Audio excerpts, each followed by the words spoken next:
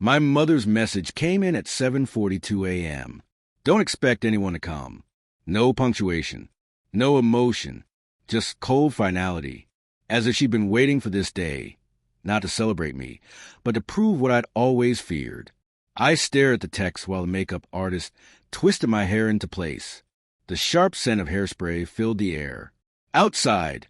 The wedding coordinator's voice cut through the noise, barking orders about the floral arch. Then my phone buzzed again. This time it was a photo. All of them. My mother, my sister, my bridesmaids, even my fiancé's parents. Standing barefoot on a private beach in Maui, cocktails in hand, smiling like a postcard. The caption read, "Finally together." That was my wedding day. And they were finally together. The room seemed to tilt slightly when I saw it. My heartbeat didn't race. It slowed. That's when I knew something inside me had gone quiet. The part that used to crave love, fairness, or belonging, it died right there in the bridal suite between a lace gown and a bottle of unopened champagne.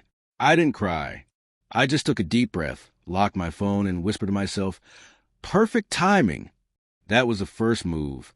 Michael and I had met 5 years earlier at one of my mother's charity galas, the kind where smiles are too polished and every conversation smells of money. He was the only one who didn't seem impressed by my family's name. Maybe that's why I trusted him. He spoke like someone who could see through performance. He proposed 2 years later, using my mother's diamond necklace wrapped around the ring box. She called it symbolic. I should have realized she meant possession. They adored him, or at least they acted like they did. Dinners together, joint ventures, vacations. Bit by bit, they pulled him into their circle until I wasn't sure if he belonged to me or to them. But love makes you blind. Trust makes you slow. And betrayal makes you wake up fast. It started with whispers. My sister laughing a little too long at his jokes. My mother taking his side in arguments that didn't concern her. Then came the message, half hidden on his iPad. "She'll never know. Just make sure the prenup stays." They weren't even subtle. The marriage, the business ties, my inheritance, it was all a strategy. I was a deal wrapped in silk and lace. I didn't confront them. That would have been too easy. My mother loved emotional scenes. She'd twist them into proof that I was unstable. So I smiled. I played along. I let them think I was walking right into their little trap. But I had already built one of my own. 2 months before the wedding, I transferred every asset I owned into a new trust, under a different name, legally flawless. My attorney was a woman my mother had fired years ago, a woman who remembered every insult and every unpaid bill. Her loyalty was forged from bitterness.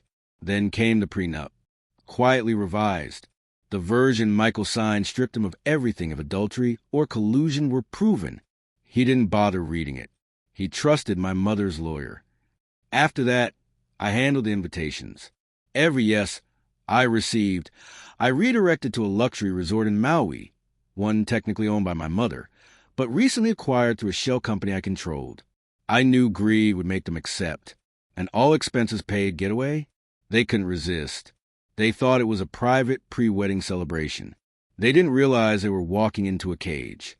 So that morning, as I sat alone in my bridal suite, watching them toast on a beach 3,800 miles away, I wasn't surprised. They thought they'd abandoned me. But really, they had isolated themselves on land that now belonged to me. At exactly 8 a.m., I sent a single text to my lawyer, perfect timing. By 8:15, every access code, account, and deed tied to my mother's estate had transferred ownership to me. The resort, their trust funds, even the villa they were staying in. By 9 o'clock, power and Wi-Fi were cut at the Maui property. Security was instructed to remove unauthorized guests by sunset. And at 10 o'clock, my ceremony time, my lawyer sent Michael the revised prenup, along with proof of his messages with my mother and sister.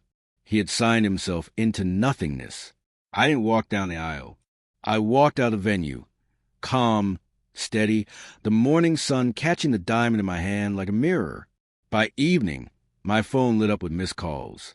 First from Michael, then from my mother, then message after message, each one more desperate than the last. "What have you done? We're stranded. You can't do this to your family." Family. That word finally sounded like what it truly was. A contract written in obligation, not love. I didn't reply. I just sent back the same photo they'd sent me, of them on the beach, only now with new caption. Finally together, without me. By midnight, it was headline news. Aries cancels wedding, seizes control of family empire. They called it bold, ruthless, strategic. I called it closure. I didn't destroy them. I simply left them to live in the world they built, one where loyalty was currency and love had conditions. Now, when I think of that morning, the stillness before the text, the quiet before everything shifted, I realize it wasn't heartbreak I felt. It was freedom, because revenge doesn't always roar. Sometimes it's legal, sometimes it's silent, and sometimes it's just perfect timing.